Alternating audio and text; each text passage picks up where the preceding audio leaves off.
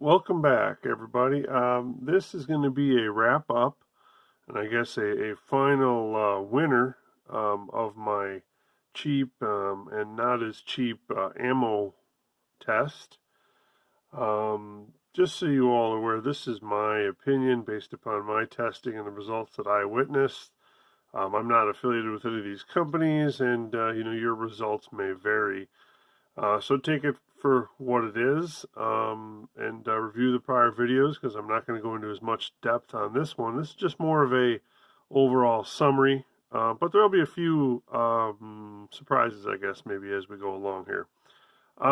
So again, I tested 10 total different rounds of ammunition that ranged in price for me from between 30 to about 53 cents a round, and they were all purchased by me in the last 6 months. So this is all post-COVID pricing, things that were available at the time. Now, some of these items are not still available at that price. Some of them are, some of them are available, but maybe a little bit more expensive. And maybe a few are just not currently available, and that just might be the way they are. But I still want to review them on their own merits and come up to a decision. So now, first of all, on the bottom, I'm just going to eliminate a few right off the bat that just did not perform well enough or just really just didn't stand out. This one right here, the Tula Ammo 9mm, I had high hopes for this being a big company. It just did not perform. Again, this competition was supposed to be from a short barrel, so I was aiming for a 3.1-inch barrel, your typical concealed carry subcompact or micro compact or whatever you want to call it nowadays.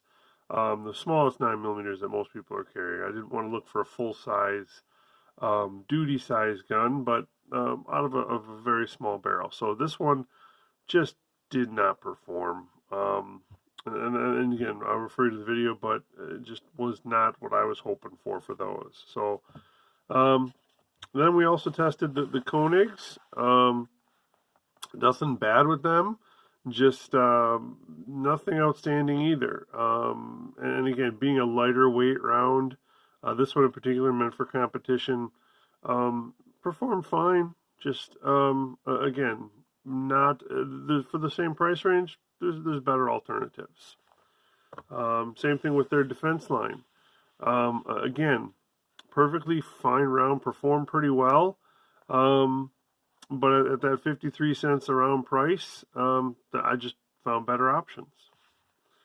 Then we had a couple of what I'm going to call, honorable mentions or outliers, and these were probably two of the best performers, but really they're eliminated from my test for probably a couple of reasons. First one was the Barnes TAC XPD. It was a wonderful performer. By far the biggest expansion in the water jug tests of any of the rounds I tested. Decent penetration. Again, we maybe want to see a little bit more penetration, but with great expansion. It's not a plus P. This version is not plus P. Nowhere on the box, nowhere on the casing does it say plus P. Most of these Barnes TAC XPDs are plus P that you can find. So there might be difficulty in finding this. I know I ordered at Shields, and I don't think they're still available there at this point. But there's other retailers where you may be able to find those, the non-plus P version. The problem that I have with it is that though I found it for a very good price, and it worked out to, like I said, about 53 cents a round delivered to me, it's not typically found that way, and that's why I'm calling this one an outlier or an honorable mention, because if you can find it at that price at 50 cents a round consistently, it probably would have finished first or second in my overall rankings, just because of that. But at a buck a round, which is about what you find it for now, it's expensive. It's premium, and it would fall into a different category for testing purposes. Again, I was looking for a cheap round that you can plink all day with and still carry, and be comfortable and confident that it's going to perform if you need it to perform in a self-defense scenario. This just really isn't that. At a buck a round, I can't afford to practice with it all day long. So That's why I say honorable mention or an outlier. Another one is the Winchester USA Ready Defense. Again, this one had real good expansion, good energy transfer. Um, it didn't penetrate that deeply, and we also had some lead loss. There was quite a bit of lead that broke off in the water jug testing, but it did expand pretty well and reliably. And again, the knock on this one is it's plus P. So most your especially your very small subcompacts and your small guns don't want to do a lot of plus P usage. Most of the manuals will say you can shoot it, but not to do a lot with it.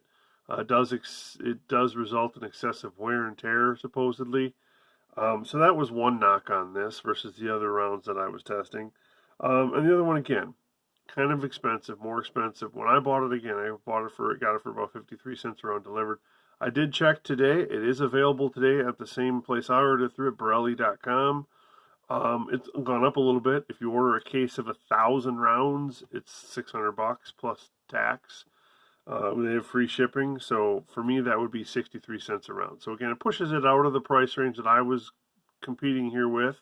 At 63 cents a round, however, it's still very good. I mean, there's maybe a few other options at that price point that would also be very good.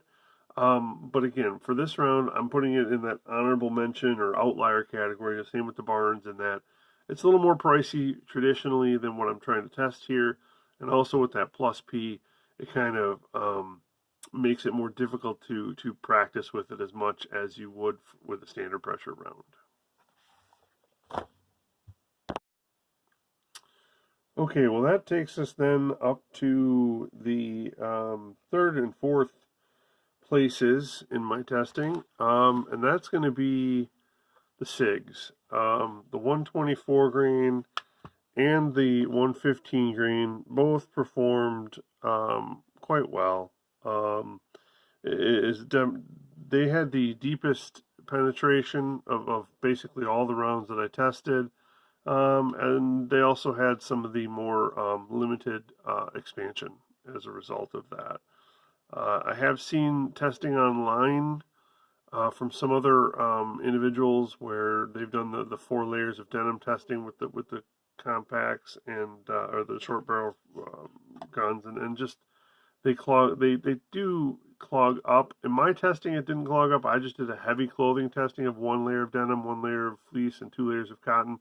Mine did not clog up, but I have seen where if you're doing some extreme heavy clothing testing, they clog up. So that wasn't really the issue. The issue with these was I tend to prefer expansion over the excessive penetration. And again, several of these rounds were excessive. They did exceed 19 inches in gel penetration. So they were over that FBI 12 to 18 inch range. Good performers. Solid choices if you can get them at 50 cents a round. Again, I think right now when I looked online, the 115 grain is a little bit easier to find at that 50 to 55 cent a round range. The 124s tend to be a little bit more expensive. They both did well. Not going to knock them. They both did well, but just not enough to be within my top 2. So again, they finished 3rd and 4th in my testing. So that brings us to the top 2.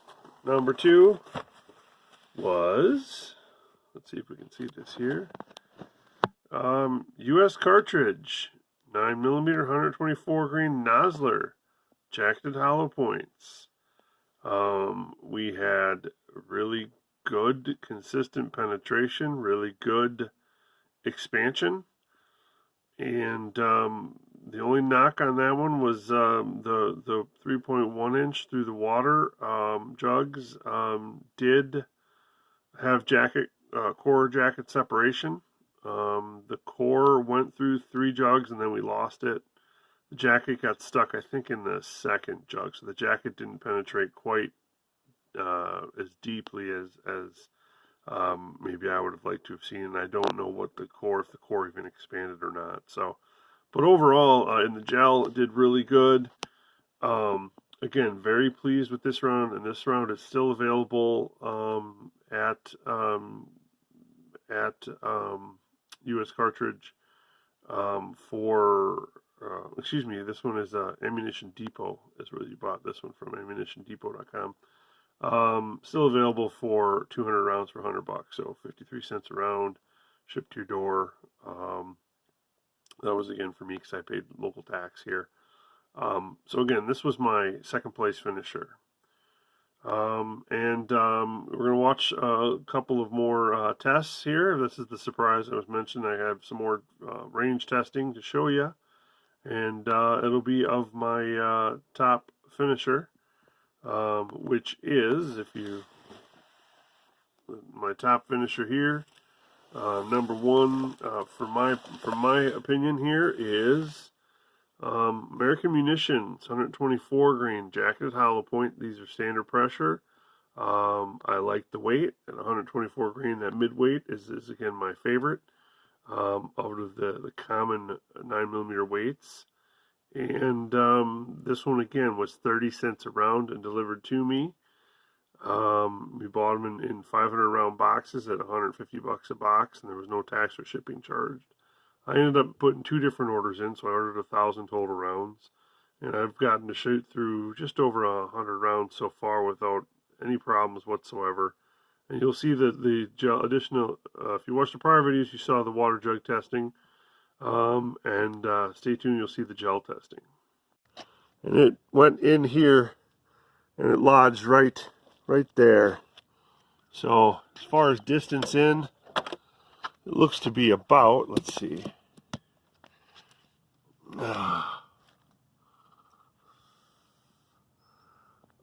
about a foot, maybe 12.5 inches right there. So I'll dig it out and see how that one did. Maybe here's a better view. I flipped that block over. Maybe this is a better view from the top. You can see it down in there. I'm not sure with the sun this morning. Sort of at a weird angle. Apologize for that. Let's slide these blocks together here and we'll see just roughly how deep a penetration that is there, maybe a little better. So, yeah, I'm looking at right at about 12 and a quarter penetration for that. So we'll dig it out here, take a look. All right, I got that American Reloading, I think it was called. 124 grain using the SIG brass and that hollow point that I'm not sure what it was, but it kind of looks like a Golden Saber almost hollow point to me. This one did not have any jacket separation, got to 12.5 inches in the gel, and that is some pretty good expansion for a 30-cent hollow point. Again, here it is against the 124 grain SIGs, 115 grain SIG, and this is against that Nosler I did. So we got expansion better than all those, and this time it retained its jacket. So, and again, for 30 cents a round, for a budget round out of a 3.1 inch barrel, I'm really liking this round. Stay tuned for more. Okay, I took 2 more shots with that American Reloading 124 grain 9mm with those hollow points that are, I'm not sure whose they are. They kind of look like a little bit like Golden Sabers, just not the twistiness on them, but that's what they look like in the initial water bottle testing. This gel is getting pretty compromised at this point. There's a lot of tracks in there now, but these 2 shots I just took, I'm not sure if you can see the readouts here, but they're down in here in the second block. The first one is right down here, right at about 13.25 maybe, and the second one made a little bit deeper to about 16 inches over here. And again, that might just be the tracks and the wash that's down in there from the prior shots I've done. Again, these gel blocks are pretty much compromised at this point. I'm just doing this for fun, but I've been impressed with these rounds and all my rounds of testing. And I'm thinking about even carrying them myself. I mean, especially for the price. I mean, 30 cents a round is amazing. Let me dig these out, and we'll take a look at these ones as well. Okay, again, here's his last 2 shots. This one made it about 13.5 inches. This one got into about 16 inches. Again, the blocks are a little compromised at this point. Here's the one we took earlier. All of them kept their jackets. All of them had great expansion. These are 124 grain standard pressure rounds out of a 3.1 inch Ruger LC9S. And then these shots are about 10 to 12 feet away from the gel blocks. This is 10%, roughly 10% gel. Again, I'm impressed, especially for 30 cents a round. So we'll measure them in post. All right, back from the range here. Here again is the American Munitions 124 grain jacketed hollow point. Again, these were purchased from AmericanReloading.com. This was brand new ammunition that they had that they sold. It's manufactured by a third party that wasn't disclosed on their website, but again, it's sold as new ammunition on their site. You can see the 3 rounds here down in the front. These were all from the 3.1 inch barrel into the gel. The 2 up here were taken off camera out of my 3.7 inch SIG barrel into gel as well.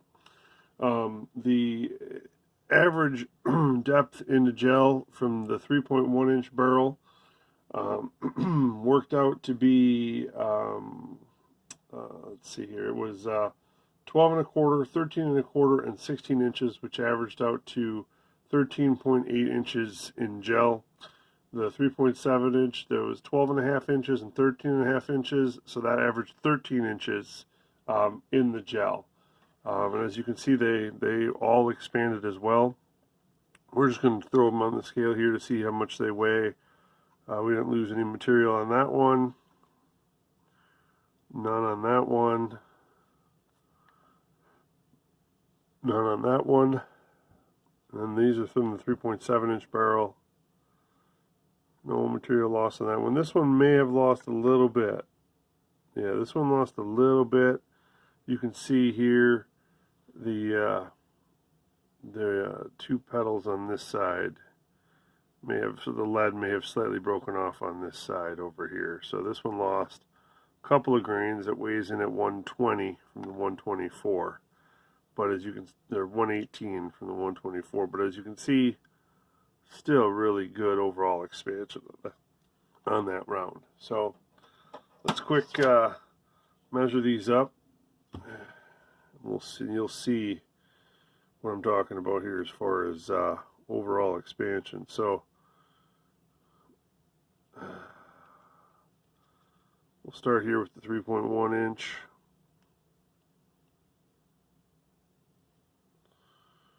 We got 0.58. Well, actually, no, sorry, at the widest here, 0.59, 0.59,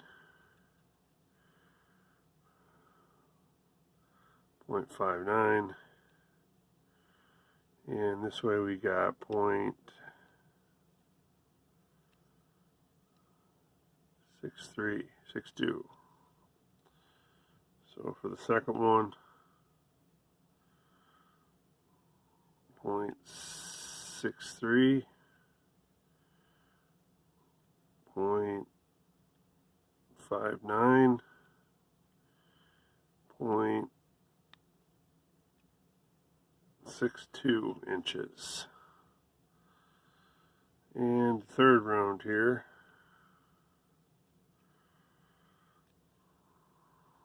is 0.58.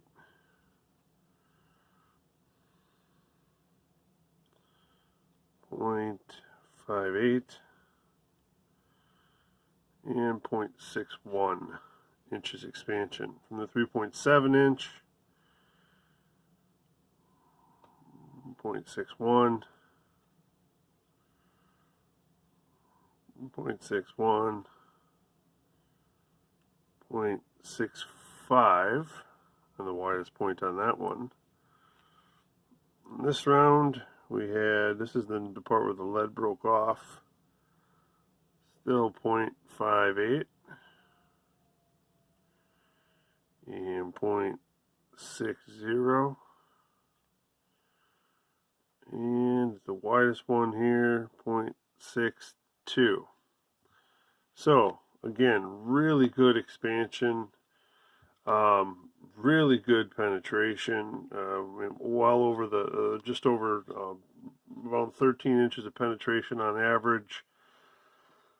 A little bit more than that for the not quite as big expanding 3.1 inch. The round itself being only 30 cents a round delivered, I think did really well. Even in the water jug testing, the 3.7 inch stayed together, had big expansion going into the third water jug.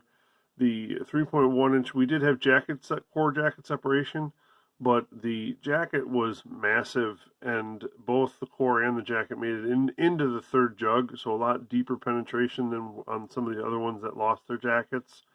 But again, for 30 cents a round, I don't see how I could find much better that can be used for both plinking and for potential loading for defensive purposes. Again, I've shot over 100 rounds through the 3 different 9mm that I carry that are the subcompact size, the Sky DVG-1, Ruger LC9S, and the SIG P365XL, and I didn't have any problems with any of them. So my only issue is that the limited availability. I mean, it's kind of a unique item in that it was only available when it was available. I don't know if they'll be back in stock or not, since it seems like they put these together with components that they have available to them. It might have been a limited run, might have been a one-time only deal. I don't know. I keep checking that website periodically, and they seem to have different items rotating through. But if these come back available again, they're I think a very good choice. And in the last 5 months, for the price point they're at, they're probably the best round that I've purchased, and I'm very pleased with the results. So go ahead and comment below, or like the video, and share it if you want to.